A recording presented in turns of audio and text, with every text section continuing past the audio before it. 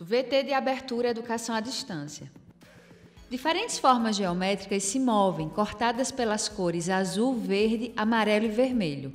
Se transformam na logo da Escola Técnica Estadual Professor Antônio Carlos Gomes da Costa. As cores e formas se misturam em fundo azul e vermelho. Abaixo e à direita da tela, o nome, Educação à Distância. Curso Técnico em Design de Interiores, Maquetes, Competência 1. Entender o processo de confeccionar maquetes, modelos, conforme o projeto. Lia Madureira. Descrição. Ela está em pé à direita da tela, é branca, cabelo longo, preto, liso, olhos castanhos. Usa óculos, brincos e anel. Veste camisa manga longa, branca e calça cinza, listrada. Segura um tablet nas mãos. Eduardo Sobral. Descrição. Ele está em pé à esquerda da tela, é branco, cabelo curto, liso, olhos castanhos. Usa óculos, veste camisa manga curta, branca, com estampa cinza e calça jeans, azul escuro. Descrição do ambiente. Um escritório com área verde na entrada. Uma sala ampla com cadeiras, mesas e maquetes. Ícone de vermelho, inscreva-se. youtube.com/EAD Pernambuco. Eduardo é um maquetista com uma longa trajetória profissional que trabalha junto a escritórios e construtoras bastante renomadas do nosso país. Vamos, através dessa conversa com o Eduardo, procurar entender um pouco mais desse processo de confecção de uma maquete física. Tudo bem, Eduardo? Tudo bom, professora. Olá, estudante. Bem-vindos ao nosso ateliê. Eu sou Eduardo Sobral, como a professora falou, trabalho já há algum tempo com maquetes físicas. Tá? O início da nossa trajetória profissional foi ainda na faculdade, desenvolvendo as maquetes que a gente necessitava para apresentar os projetos das disciplinas comuns do curso de Arquitetura e Urbanismo da Federal, Universidade Federal de Pernambuco. Percebi que eu tinha, além de um prazer grande em confeccionar maquetes, uma grande habilidade. Então, naturalmente, eu confeccionava minhas maquetes e dava uma mãozinha aos meus colegas de turma. Com o tempo, eu ganhei uma certa fama na faculdade com isso e as pessoas passaram a me questionar se eu faria maquetes para eles. Comecei a fazer e isso foi um processo natural. Quando eu me vi, eu já estava sendo contratado por algumas empresas. E ainda durante a faculdade desenvolvi o que hoje é a nossa pequena empresa. Então eu sou sócio-diretor de uma pequena empresa de coisas pequenas, que são as nossas maquetes. E trabalhamos isso está completamente profissionalmente há 25 anos. Se eu for ver esse período, essa trajetória, contando com o período de faculdade, já beira aí uns 30 anos. Bastante tempo já no nosso mercado de trabalho, né? E é uma coisa curiosa que o nosso engajamento com a maquete foi praticamente autodidata. Fiz algum curso, mas o curso serviu, na realidade, para eu constatar que o processo que a gente utilizava não era nada diferente do que muitos outros maquetistas utilizam Brasil, mundo afora. Ou seja, é um experimento constante. É um trabalho de laboratório, porque assim como todos os projetos são específicos, a forma de confeccionar as maquetes também segue esse experimento constante. A gente nunca sabe qual vai ser a exigência do projeto de amanhã. E embora a gente já tenha uma experiência do material a utilizar para representar vários elementos de um projeto, a gente sempre tem que estar estudando, sempre tem que estar em busca de uma solução que seja mais adequada para a representação solicitada. Daquele projeto específico. Do projeto específico. Eduardo, você poderia mostrar alguns projetos para a gente que vocês estão desenvolvendo nesse momento ou que já foram desenvolvidos pelo ateliê e falar um pouco assim, das estratégias escolhidas, dos materiais, de como vocês enxergaram as possíveis soluções na confecção dessa maquete para que atendesse ao projeto? Nós temos aqui no ateliê, no momento, algumas maquetes que ou estão sendo confeccionadas ou por algum motivo ainda estão conosco. Aqui, por exemplo, nós temos uma maquete de topografia. Então, é um estágio inicial. No centro da tela, em cima de uma mesa, uma maquete grande, na horizontal. O projeto remete à representação de uma planície, em tom de amarelo queimado. De uma modelagem de um terreno, onde, para esse caso, a gente usa um material que é até recente na nossa forma de trabalhar, que é o PVC expandido. Ele é diferente do PVC tradicional, aquele cano que ele é difícil de cortar. Esse aqui, por ser expandido, ele é mais maleável. Então, a gente trabalha com... Veio o levantamento topográfico para a gente, e a gente interpretou a forma de fazê-lo, usou a espessura do material relativa à altura da cota de nível, e é um processo completamente manual. Foi tudo cortado à mão com estilete, justamente porque esse PVC permite, ele é fácil de trabalhar, e colagem usando uma cola de contato, um adesivo de contato. Esse aspecto amarelado que a gente está vendo é o envelhecimento da cola. Já faz algum tempo que a gente fez essa peça, ela está aqui envelhecida. O PVC ele é branco, como nessa maquete. Essa maquete aqui já é uma maquete que, além de ela ser esquemática, ela é monocromática. Temos aqui uma outra que foi desenvolvida, essa é uma maquete de redução de um protótipo de um projeto para um vaso sanitário. Interessante. Então você veja. O professor segura uma maquete pequena, branca, que remete a um vaso sanitário. Em seguida, na sequência, uma maquete branca de igreja. Que aqui a gente está vendo diversos tipos de maquetes. Curioso que foi feito também com o mesmo PVC. Lógico que entraram outros materiais, tem massa, tem uma pintura posterior. Mas assim, a essência da confecção é a mesma. E veja que é um equipamento, uma escala, essa aqui eu acho que é 1 para 8.5. Ou seja, quando a gente fala em escala, vocês já devem entender. Essa maquete tem 1 para 75, significa que ela é 75 vezes menor do que o real. Essa aqui já é uma outra que 1 para 200 talvez, eu não lembro. Enfim. Então, temos aqui uma maquete. Essa aqui poderia ser caracterizada como naturalista, porque as cores do protótipo, do projeto são essas. Essa aqui é uma esquemática monocromática.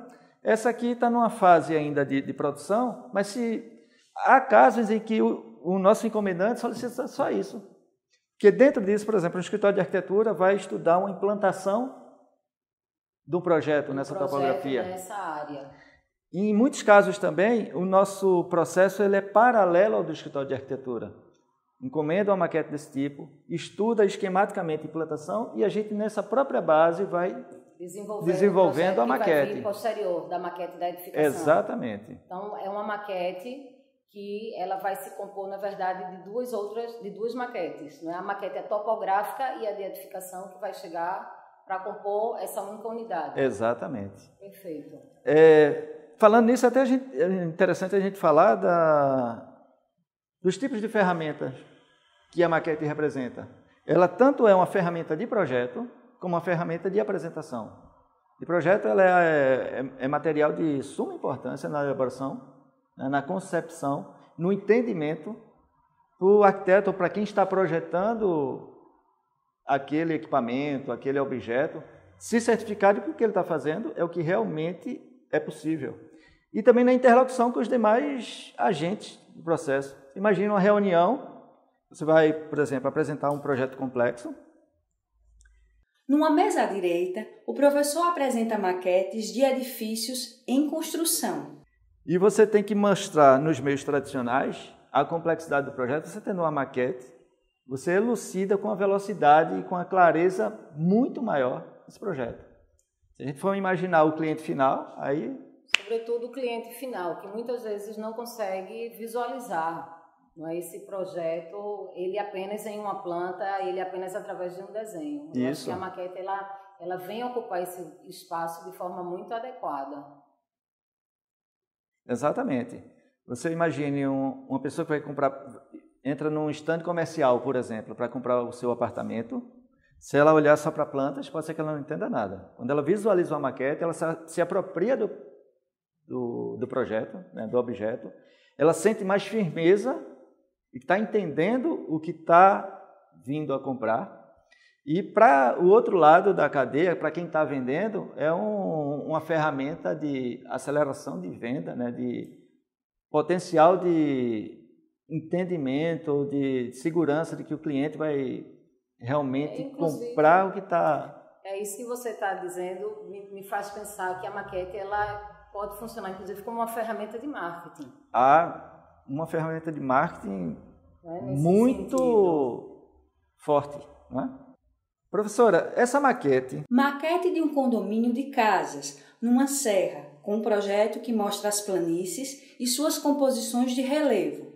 Área verde, piscinas, chalés, com toda uma área de ambientes comuns de entretenimento. É uma maquete, digamos, mais naturalista. Embora a escala seja muito reduzida, seja uma escala 1:400, é uma maquete que o cliente, um escritório de arquitetura, nos encomendou para apresentar numa reunião de condomínio. Então, isso é um empreendimento na Serra do Maroto, em Gravatá, onde é curioso a gente ver, o início dessa maquete se deu daquela forma. A construção foi naquele formato que a gente já apresentou, aquela maquetezinha. A gente pode até observar aqui ó, que ainda tem essa aliançazinha da curva de nível. Foi uma solicitação do cliente que a gente não passasse a massa de forma a escondê-lo, porque, como eu falei, ferramenta de projeto também ainda, que o nosso cliente, o arquiteto, ele queria ainda estudar a locação de alguns desses volumes na própria topografia. Então, como ele ainda tem a visualização das curvas de nível, ele consegue identificar, por exemplo, a diferença de cota entre via e esse deck, por exemplo. E isso ele discute com discussão. Aquilo que nós conversamos anteriormente, que uma equipe multidisciplinar envolvida na construção, ela vai se cercar dessa maquete, vai ver de forma muito rápida e prática problemas. Acontece muito dos nossos clientes arquitetos chegarem aqui e dizerem: Eduardo, quando você chegar em determinada fase da maquete, pare e me chame. Eu quero ver se eu estou errando muito. Interessante, né? É interessante porque... não espera que isso aconteça dessa forma. A gente sempre tem a expectativa de que uma maquete ela já vai ser, né, ela já vai ser construída, confeccionada a partir de um projeto finalizado. Isso é interessante você colocar, porque é exatamente o que nós estamos podendo observar durante essa primeira competência, que a maquete ela está aberta, né, ela continua aberta ainda na sua finalização a possíveis ajustes nessas obras, né, nesse projeto que vai ser realizado. E o que é curioso ressaltar é que a maquete, mesmo executada em cima de um projeto executivo já aprovado, já legal, é cabível de alteração, porque a gente não altera a obra, o projeto não é alterado em obra, está construindo, viu que tem uma determinada questão orçamentária ou própria falha de projeto mesmo, então mudança de gosto, de atitude, de norma, o pessoal altera na obra. A maquete representa sempre um estágio do projeto ou da obra. Ou seja, é um estágio ainda de possibilidades, não é? Com certeza, muito bom. com certeza. Eduardo, conta um pouco para a gente como é que você vê o seguinte cenário. Já faz algum tempo, né, que nós observamos a chegada da tecnologia digital, né, no mundo também da maquete. Então, hoje a gente tem maquetes, da mesma forma que a gente tem as maquetes físicas, a gente também encontra as maquetes digitais, né, que estão disponíveis também para apresentar esses trabalhos. Como é que isso impactou no teu, por exemplo, no ateliê, né, na demanda dessas maquetes físicas? Como é que você enxerga, né, esses dois tipos de maquetes frente a um projeto? No primeiro momento, nós percebemos alguns clientes já tradicionais imaginando a substituição das maquetes físicas pelas maquetes virtuais e suas aplicações. Né? Você imagina sempre que a maquete virtual está pronta no computador, mas quando vai para uma realidade de apresentação, nem sempre você tem um recurso de um vídeo, de um telão. Então, isso sempre se traduzia para impressões de imagens. Então, no meu entendimento, essas impressões de imagens elas substituíram aquelas perspectivas que se fazia à mão, não necessariamente maquete física. Como isso já faz algum tempo, que foi incorporado também às estratégias de marketing, a gente percebe hoje meio que um revival, né? Uma sensação retrô, que agora, já que muitos não fazem mais maquetes físicas, as que voltam a fazer se sobressaem nesse mercado. Falando um pouco mais das tecnologias, o que impacta na nossa produção é a facilidade que a gente tem agora com, por exemplo, máquinas de corte a laser. Falamos há pouco, mostramos aquele projeto. O professor retoma exemplo do projeto de edifícios e exemplifica que o processo foi mais manual. Ele está numa fase em que segundo o nosso processo criativo, o que está feito ali foi feito ainda totalmente à mão, exclusivo à mão. Vão ter alguns elementos ali que a gente vai recorrer, tanto a impressão 3D, quanto a corte a laser. Mas, como a nossa produção ainda é bastante artesanal, mas é um artesanal híbrido, é misturada essa tecnologia, porque ainda não é substituído. Você não tem como fazer uma impressão que ela já saia, por exemplo, com esse aspecto. Mesmo que você desenhe as peças, imprima ou recorte a laser, tem sempre a terceira mão, o terceiro toque, o acabamento. A pintura é o que eu acho que vai dar vida a essa maquete. Agora, o que ganha de velocidade, principalmente para essas produções de estudo, há muitos escritórios. Há um tempo atrás, no Brasil, alguns casos, mas sobretudo na Europa, todos os grandes escritórios de arquitetura eram munidos de ateliês de maquetes. É recente essa separação entre o maquetista e o arquiteto, ou ao menos falando fisicamente. Existiam sempre nos grandes escritórios um setor lá de confecção de maquete, porque a maquete, como a gente já conversou, é um elemento fundamental na compreensão de projeto. Quanto mais complicado, quanto mais complexo, mais importante o uso da maquete como ferramenta. Para ver outros projetos realizados pelo ateliê Eduardo Sobral, Arquitetura em Maquete. Endereço do Instagram do arquiteto convidado: Eduardo Sobral, _maquetes. Acesse o link do Instagram que aparece no nosso vídeo. Eduardo, acho que uma última pergunta, né, muito em função do nome do teu ateliê. Por que arquitetura em maquetes?